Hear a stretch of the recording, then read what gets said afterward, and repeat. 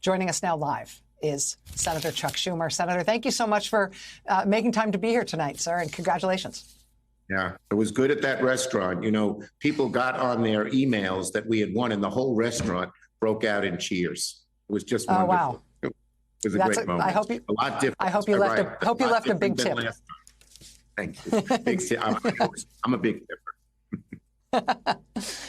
So let me get your response tonight to this new news that we've just had within the last half an hour or so, 45 minutes. Out of Arizona, NBC News is now projecting that the Democratic candidate Katie Hobbs has defeated Republican Kari Lake in that state. Well, it's first great news, obviously. Kari Lake was a very dangerous person. She's very smooth talking, but very, very dangerous and had hard right views. And if she is defeated in a state like Arizona, which is a purple state, it should send another message, another shockwave through the Republican Party, that when you embrace this MAGA Republican right-wing extremism, you lose.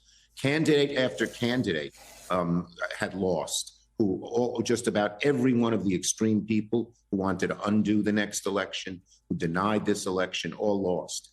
And as I've said, I hope this is a lesson to the mainstream Republicans. Now, we don't agree with the mainstream Republicans on so many different things, but I hope it's a lesson to them that if they embrace this MAGA Republican Trumpism, they're going to lose. The American people, this is one great thing, Rachel. A lot of people doubted the fidelity of democracy, and with reason. We saw the election deniers. When you're a political party that denies an election, that's the beginning of autocracy, the end of democracy. So they saw these election deniers. They saw the violence on January 6th. They saw much other threats of violence, even against innocent poll workers who were just trying to do their job. And they said, democracy's eroding. And democracy's roots, they may be quiet, but they run deep. And the American people, not just liberal Democrats, but moderates and even conservatives said, this MAGA Republican Party is against everything that democracy is all about. I can't vote for them.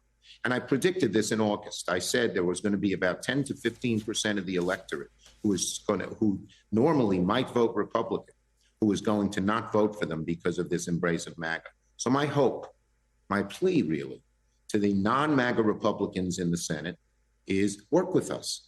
We will be willing to compromise because the second reason we won is we got real things done. We took on big oil and got the biggest climate bill ever done. We took on pharma and finally put a limit on prescription drug prices. We took on the NRA and actually passed some good gun legislation. The people saw two things. They saw us fighting for things they cared about and succeeding. And they saw the Republicans at the MAGA extreme.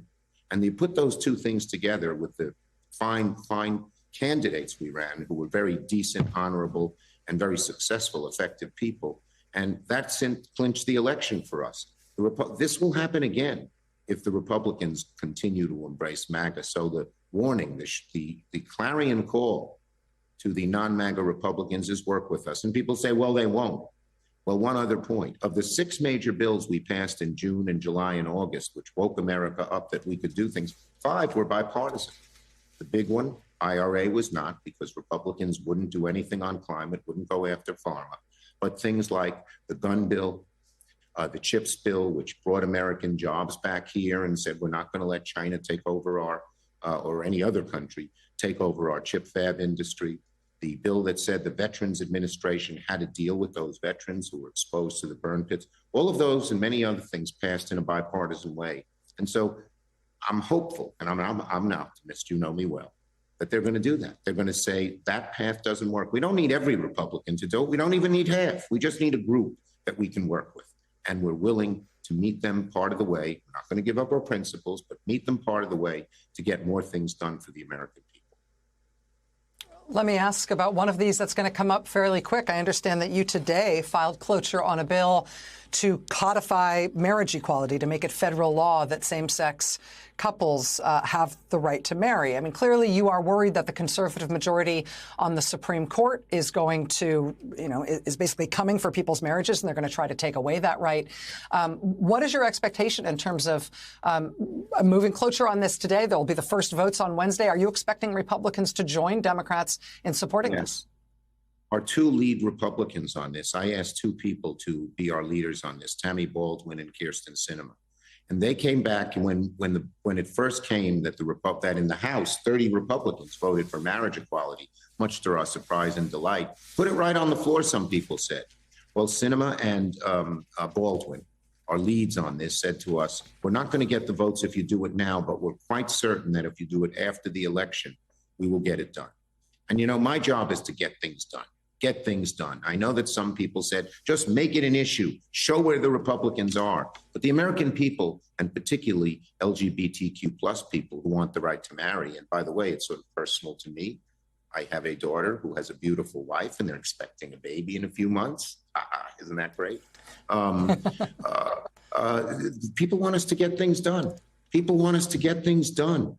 And I'm optimistic based on what I know and what our two lead senators know, that we will get the votes to get this done. And it'll say to that Supreme Court, just like we want to say to them, get your hands off women's bodies. We want to say, figuratively, of course, we want to say to them, let people marry who they love, period.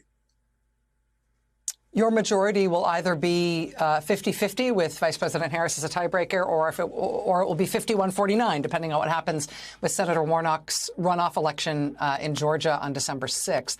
Can you explain to me and to our audience what the practical difference is in terms of how the Senate runs? I mean, obviously, you've been at 50-50 these past couple of years. It required a power-sharing agreement with the Republicans. How different would the Senate be? How different would your life be? How different would your ambitions be if it was 51-49 instead of 50-50?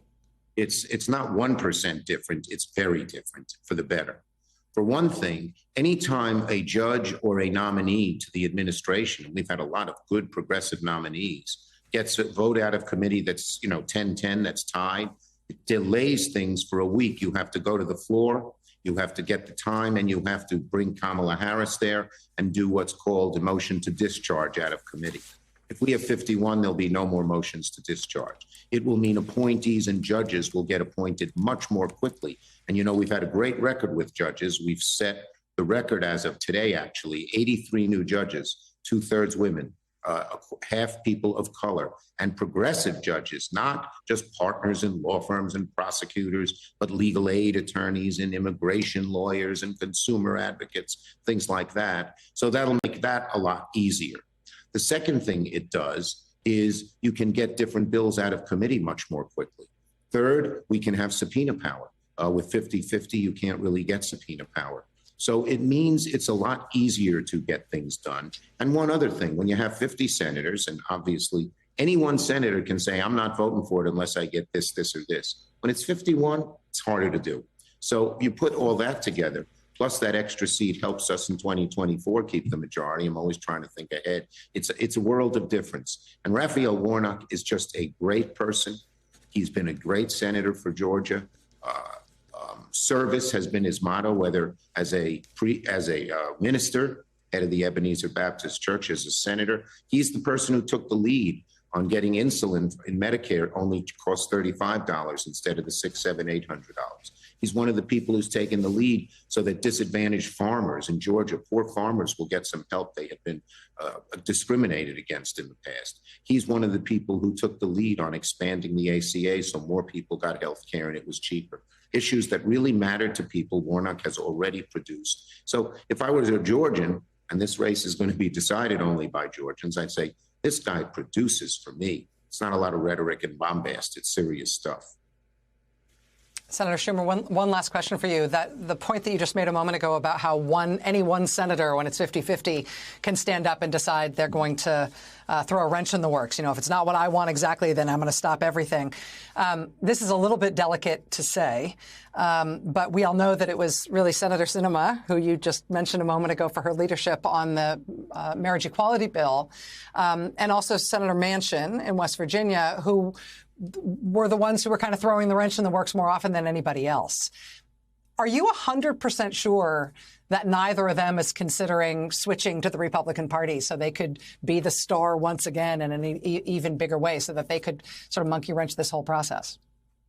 Well, they've had very difficult positions. I've disagreed with them rather strongly in many ways, but they've kept being Democrats. It would have been easy for them to do it, in the past. They have strong beliefs, different ways. Senator Sinema is passionate on LGBTQ rights. Senator Sinema is leading pro-choice. She wouldn't find much of a home in the Republican Party there, I suppose. Senator Manchin has been very progressive on certain issues as well, including prescription drugs. And so, I think they differ from us in many ways, but I don't think either of them would be comfortable in the Republican Party. Senate Majority Leader Chuck Schumer, who I should mention was himself just reelected and who also is about to start another term as Majority Leader in the United States Senate. Sir, it's an honor to have you with us tonight. Thank you so much, and congratulations again. Pleasure's mine, Rachel. Good to be with you. Thank you.